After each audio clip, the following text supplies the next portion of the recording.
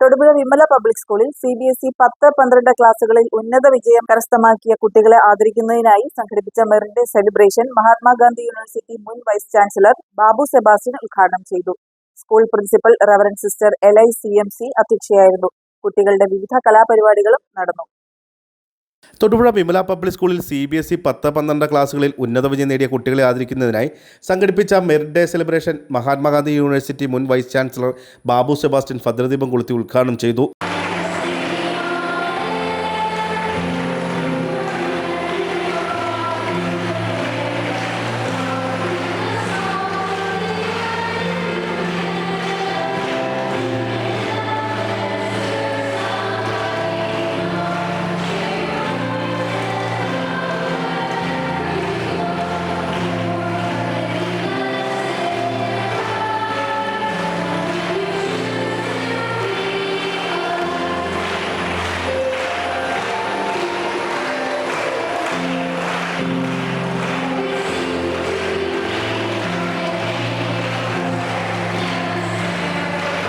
Today's challenge. But dear students, tomorrow you are going to face another examination. It is competitive examination. There is a basic difference between examination and competitive examination. Examination is 100% focused on knowledge.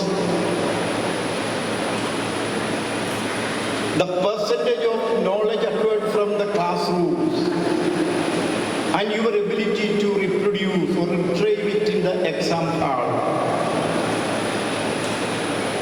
It will help you to get top percentage of marks in the examination. And after graduation or after the higher secondary examination, for the entrance exam and for the job focus examination, you are going to face another type of examination. School ടോപ്പർമാരെയും എല്ലാ വിഷയത്തിലും A1 നേടിയവരെയും ഓരോ വിഷയത്തിലും 100-ൽ 100 mark നേടിയവരെയും അർഹതയ്ക്കുള്ള അംഗീകാരമായി ട്രോഫികൾ നൽകി ആദരിച്ചു. School principal reverend sister എലൈ CMC അധ്യക്ഷയായിരുന്നു. Higher secondary incharge അധ്യാപകനും സ്റ്റാഫ് സെക്രട്ടറിയുമായ ഗിരീഷ് ബാലൻ സ്വാഗതം പറഞ്ഞു.